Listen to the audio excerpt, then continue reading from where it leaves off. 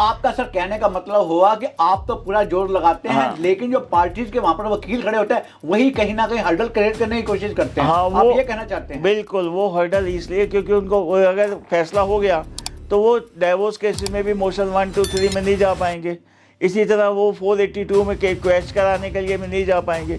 तो उनकी 4 केसों की फीस मारी जाती है, जबकि हम एक केस में ही सुप्रीम कोर्ट में अंडर 142 फैसला करवा देते हैं और जज साहब भी कहते हैं कि फैसला हो गया, सारे केसेस खत्म हो गए। वो अपनी फीस के चक्कर में फैसला कई बार होना ही नहीं देना चाहते। देखिए, अभी हमने एक कॉन्फ्रेंस की थी जिसमें हमने बोला था, मीडिएटर सारे दिल्ली के इकट्ठे हुए थे और काफ़ी लोगों ने अपनी राय दी थी। मीडिएशन का एक सर्कुलर इशू हुआ है जिसमें उन्होंने कहा है कि any mediator who can successfully do 2 out of the 5 will be paid the charge, be paid his fees, जो कि बहुत डिस्टर्बिंग है। इसका मतलब है कि हम फोर्सिबली उन अपने क्लाइंट्स को जो सुप्रीम कोर्ट द्वारा हमारे पास रेफर होके आते हैं उनको फोर्सिबली कहें कि हमारे से फैसला कीजिए, क्योंकि मेहनत तो हम पूरे 5 केसेस में करते हैं।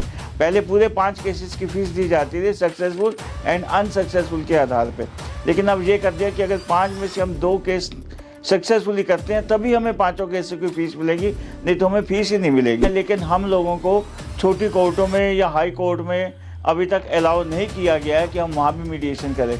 जब तक वहाँ का मीडिएशन भी हमें नहीं दिया जाता तो ये केस जो है 5 करोड़ से बढ़ते ही जाएंगे। आप नहीं समझते हैं कि इस सर्कुलर को आप लोगों को कहीं ना कहीं चैलेंज करने की जरूरत है, रिकॉल करवाने की जरूरत है? इसके लिए कोई आप लोगों को ऐसा कोई स्टेप उठाया है जिससे कि सर्कुलर या कोई ऐसा रिप्रेजेंटेशन अभी तक आपने दिया है? सर, इस समय आपको जो फीस दी जाती है एज ए मीडिएटर के तौर पर, ये कौन पे करता है? ये मीडिएशन सेल है जो गवर्नमेंट ऑफ इंडिया का अभी एक्ट के बाद पास हुआ है, उसके बेस पे हमें फीस दी जाती है। आज की डेट में क्या हार्डशिप मीडिएटर फील कर रहे हैं? से जजेस का आर्डर होता है वो फाइनल होता है। जो हम आर्डर करते हैं या जो सेटलमेंट करते हैं, हमारी कमेंट भी कोर्ट में जानी चाहिए ताकि जजेस जो हैं, जो सुप्रीम कोर्ट के जज हैं, जो मीडिएशन हमें रेफर करते हैं, वो हमारी कमेंट को पढ़ के भी देखें कि हमने फैसले की तरफ बढ़ रहे हैं या नहीं बढ़ रहे। हम लोगों को क्यूबिकल दिए जाए, बैठने के लिए दिया जाए। जैसे छोटी कोर्टों में मैं जाता हूँ, कई बार मुझे पता लगा है वहाँ पे एक दिन मुकर्रर होता है हर एक वकील का, एक मीडिएटर का, कि आज तुम्हारी बारी, आज तुम्हारी बारी है।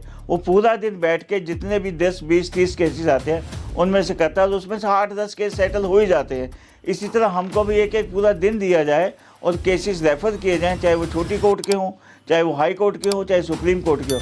वो सारे केसेस सुप्रीम कोर्ट के किसी चैम्बर में या कहीं आए और हमें दिन रेफर किया जाए। आपने पिछली बार कहा एक छोटी सी वर्कशॉप हुई थी और वहाँ पर सारे मीडिएटर इकट्ठे हुए थे, क्या इस प्रकार का रेजोल्यूशन या कोई इस प्रकार का इशू उस समय उठाया गया था? बिल्कुल ठीक है। जो भी आप करते हैं उसको बाद ultimately supreme court under article 142 के तहत उसके ऊपर अपनी मोहर लगा देता है। ये चैनल वकीलों के लिए बनाया गया है, वकीलों के लिए एक फोरम है, एक प्लेटफॉर्म है जिससे कि वो अपनी प्रॉब्लम को, अपनी हार्डशिप को अब सब लोगों के सामने मेंबर के साथ शेयर कर सकें।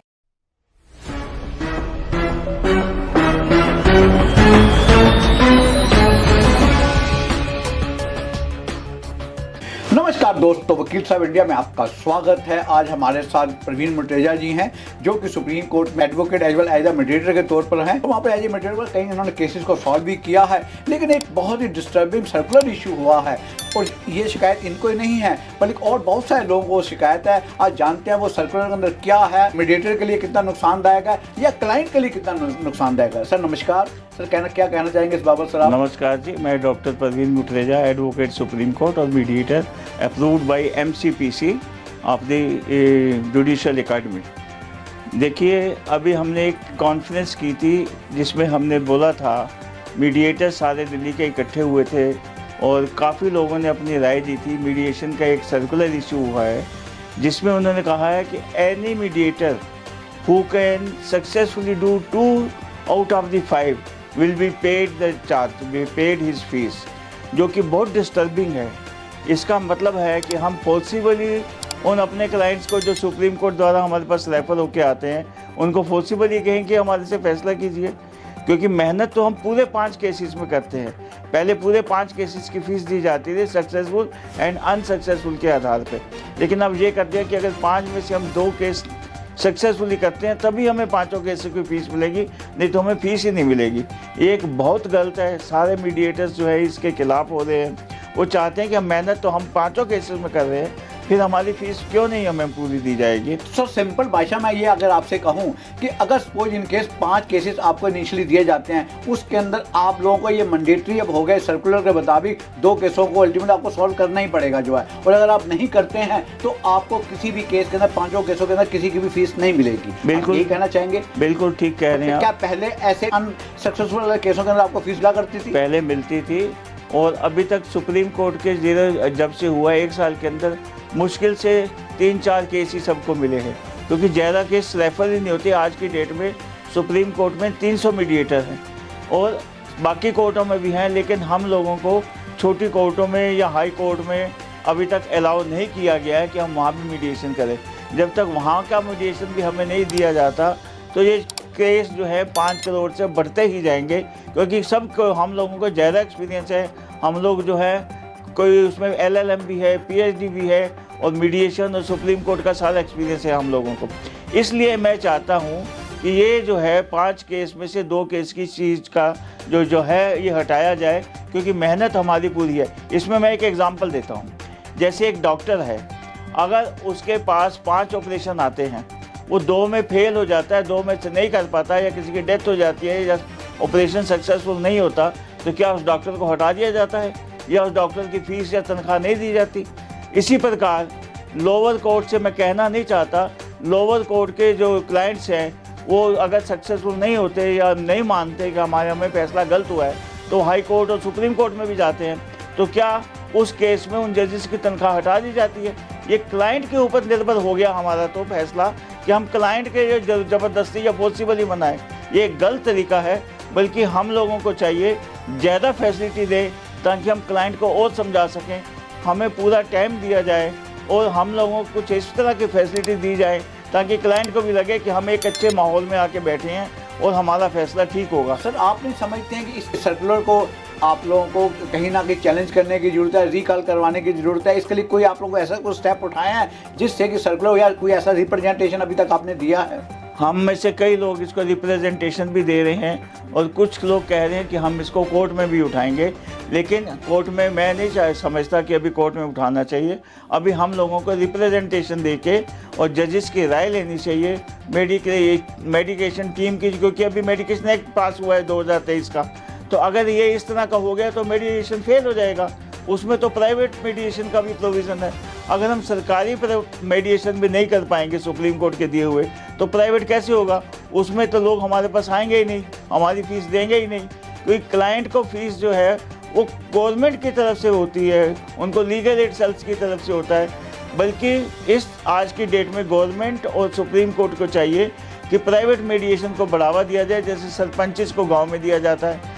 कोई सरपंच अगर कोई केस नहीं कर पाता तो उसको सरपंच की पदवी से हटा नहीं दिया जाता, या उसको ये नहीं कहा जाता कि नहीं हम दूसरे सरपंच से करवाएंगे। सर इस समय आपको जो फीस दी जाती है एज ए मीडिएटर के तौर पर, ये कौन पे करता है? ये मेडिएशन सेल है जो गवर्नमेंट ऑफ इंडिया का अभी एक्ट के बाद पास हुआ है, उसके बेस पे हमें फ़ीस दी जाती है।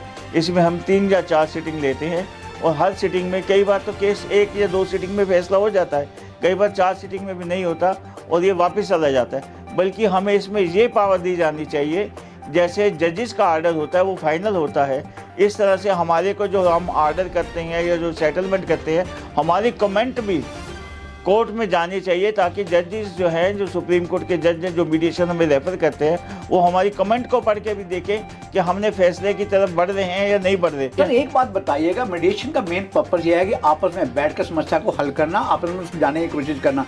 आप क्लाइंट के ऊपर कोई दबाव तो डाल नहीं सकते हैं किसी प्रकार का, और अगर आप डालेंगे तो अल्टीमेटली वो वैसे ही चैलेंज हो जाएगा। बिल्कुल ठीक है ना? तो ऐसे केसेस के अंदर आप क्या समझते हैं कि जो ये सर्कुलर निकला है, इस सर्कुलर के अंदर या तो आपको कोई एडिशनल बेनिफिट दिए जाएं और आपको कुछ सहूलतें दी जाएं जिससे कि आप लोग और अच्छे ढंग से इसको अंजाम दे सकें जो है? बिल्कुल, हम लोगों को क्यूबिकल दिए जाएँ, बैठने के लिए दिए जाए। जैसे छोटी कोर्टों में मैं जाता हूँ, कई बार मुझे पता लगा है वहाँ पे एक दिन मुकर्रर होता है हर एक वकील का, एक मीडिएटर का, कि आज तुम्हारी बारी, आज तुम्हारी बारी है। वो पूरा दिन बैठ के जितने भी 10, 20, 30 केसेस आते हैं उनमें से करता है, तो उसमें से 8-10 केस सेटल हो ही जाते हैं। इसी तरह हमको भी एक पूरा दिन दिया जाए और केसेस रेफर किए जाएँ, चाहे वो छोटी कोर्ट के हों, चाहे वो हाई कोर्ट के हों, चाहे सुप्रीम कोर्ट के हों। वो सारे केसेस सुप्रीम कोर्ट के किसी चैम्बर में या कहीं आए और हमें दिन रेफर किया जाए, जिससे हमें 20-30 केसेस सर में मुझे ये से पता चला कि इन्होंने शायद मीडिएटर की फीस भी बढ़ा दी है इस पर्पज के। पहले जैसे अनसॉल्व केसेस के अंदर 10,000 थी और सॉल्व केसेस के अंदर कितनी 20,000 थी कितनी मेरा ख्याल है। नहीं, पहले 10,000 थी सक्सेसफुल केसेस में ओके। और 5,000 थी अनसक्सेसफुल केसेस में। और आज की डेट में क्या? आज की डेट में इन्होंने फीस को 20,000 कर दिया है एक सक्सेसफुल केस में, जो 2-3 सिटिंग में हो जाता है। और अनसक्सेसफुल के लिए कोई केस नहीं? अनसक्सेसफुल के लिए कोई नहीं, लेकिन अगर उन 5 में से हम 2 केस सक्सेसफुली नहीं कर पाते तो 5 केसों की फीस नहीं मिलेगी। ओके। इसका मतलब जो वकील है या जो जज है या जो कोई भी है वो 5 केसेस में अपना बेकार कर रहे हैं 5 दिन, 5 दिए 15 दिन बल्कि, तो उसको क्या फ़ायदा है, वो क्यों करेगा ऐसे केसेस को। इसलिए अदालत को भी और गवर्नमेंट को भी सोचना चाहिए, इसका बजट बढ़ाए, हम लोगों को फैसिलिटी दी जाए, हम लोगों को एग्जीक्यूटिव मजिस्ट्रेट का दर्जा दिया जाए, ताकि वो हम जो फैसला करें वो कोर्ट के सामने जाए और उसमें कोर्ट देखे कि हम लोगों ने फैसले की तरफ बढ़ रहे हैं कि नहीं। ये सेटलमेंट एग्रीमेंट की वैल्यू नहीं होती, ये एग्री वैल्यू होती है हम किस तरह से केस को लेते हैं जैसे और कि किस तरह समझाते हैं। जैसे कि आपने पिछली बार कहा एक छोटी सी वर्कशॉप हुई थी और वहाँ पर सारे मीडिएटर इकट्ठे हुए थे, क्या इस प्रकार का रेजोल्यूशन या कोई इस प्रकार का इशू उस समय उठाया गया था? हाँ, बिल्कुल उठाया गया था और अब हम उसको एक बड़े लेवल पे और उठाने जा रहे हैं। अभी हम कोशिश कर रहे हैं कि फरवरी मार्च में भी एक दिल्ली का पूरा एक समागम किया जाए, जिसमें सारे मीडिएटर्स को बुलाया जाए, कुछ हाई कोर्ट के जजेस को बुलाया जाए, जुडिशियल एकेडमी के जो मीडिएशन का जो हमें सिखाते हैं पढ़ाते हैं उन लोगों को बुलाया जाए, अपनी तकलीफ़ हम उनको बताएं और वो अपने सॉल्यूशंस हमें बताएं, ताकि मिलजुल कर जैसे हमारा फैसला हम आपस में कर सकते हैं, इसलिए हम क्लाइंट का भी भला कर सकें। आज की डेट में क्या हार्डशिप मीडिएटर फील कर रहे हैं? मीडिएटर्स के लिए सबसे बड़ी बात है कि उनके पास जो क्लाइंट आता है उसके पास दोनों पार्टीज़ के पास एक या दो क्लाइंट होते हैं, दो वकील होते हैं। वो वकील अपनी फ़ीस ना लेने के चक्कर में वो कहते हैं कि अगर फैसला हो गया तो हम यहाँ से ना तो हाई कोर्ट जा पाएंगे ना सुप्रीम कोर्ट जा पाएंगे, तो हम लोगों की फ़ीस मारी जाती है। अभी मैं एक केस बताता हूँ आपको, मेरे पास एक केस आया, अब उसमें मैंने कहा कि दोनों लोग मिलके फैसला कर लो और कोर्ट डिसाइड करेगी अंडर 142 कि फैसला हो गया, उससे आपके जो 5-6 केसेस सब खत्म हो जाएंगे। तो आपका सर कहने का मतलब हुआ कि आप तो पूरा जोर लगाते हैं, हाँ। लेकिन जो पार्टीज के वहाँ पर वकील खड़े होते हैं वही कहीं ना कहीं हर्डल क्रिएट करने की कोशिश करते हैं। हाँ, आप वो ये कहना चाहते हैं? बिल्कुल, वो हर्डल इसलिए क्योंकि उनको अगर फैसला हो गया तो वो डाइवोर्स केसेस में भी मोशन 1, 2, 3 में नहीं जा पाएंगे। इसी तरह वो 482 में क्वेश कराने के लिए भी नहीं जा पाएंगे, तो उनकी 4 केसों की फीस मारी जाती है, जबकि हम एक केस में ही सुप्रीम कोर्ट में अंडर 142 फैसला करवा देते हैं और जज साहब भी कहते हैं कि फैसला हो गया, सारे केसेस खत्म हो गए। वो अपनी फीस के चक्कर में फैसला कई बार होना ही नहीं देना चाहते, जिससे जो है क्लाइंट को बार बार परेशानी होती है। मैं चाहता हूँ ये क्लाइंट और मीडिएटर्स की परेशानी को दूर करके कुछ ऐसा तरीका अपनाया जाए मीडिएशन काउंसिल की तरफ से, जिससे जो है मीडिएटर्स की भी इज्जत बढ़े और क्लाइंट का भी फैसला जल्दी हो सर, और केस आए ही नहीं। सर अभी आप लोगों ने कहा कि 142 के तहत supreme court under inherent power के तहत कि अल्टीमेटली आप जो रिकमेंड करते हैं उसको एक्सेप्ट करके डिसाइड कर देती है। बिल्कुल ठीक कहा आप ये कहना चाह रहे हैं? बिल्कुल कि ठीक जो है। भी आप करते हैं उसको बाद ultimately supreme court under article 142 के तहत उसके ऊपर अपनी मोहर लगा देती। मोहर लगा देते और सारे फैसले उसी एक 142 में ही से हो जाते हैं। बहुत बहुत शुक्रिया। जाना नहीं चाहता मैं मटेरिया साहब आपका बहुत बहुत शुक्रगुजार हूँ, आप लोग बल्कि हमारे चैनल के अंदर आए हैं और आपने अपनी बात को रखा है। ये चैनल वकीलों के लिए बनाया गया है, वकीलों के लिए एक फोरम है, एक प्लेटफॉर्म है, जिससे कि वो अपनी प्रॉब्लम को, अपनी हार्डशिप को अब सब लोगों के सामने मेंबर के साथ शेयर कर सकें। धन्यवाद आनंद Thank you very ji. much, sir, Anand ji, मैं चाहता हूँ आपका चैनल फले फूले और आप इस चैनल के थ्रू और कई जो दुविधाएं हैं क्लाइंट्स की, मीडिएटर्स की, एडवोकेट्स की, आप सामने लाएं और आप आगे बढ़ाएं और खुद भी आगे बढ़ें। Thank you. धन्यवाद। नमस्कार, मैं एडवोकेट बीके आनंद आपके लिए और भी ऐसे अच्छे कंटेंट और न्यूज़ लाता रहूँगा। हमसे बने रहने के लिए लाइक करें, शेयर करें, सब्सक्राइब करें और हाँ, फॉलो करना ना भूलें।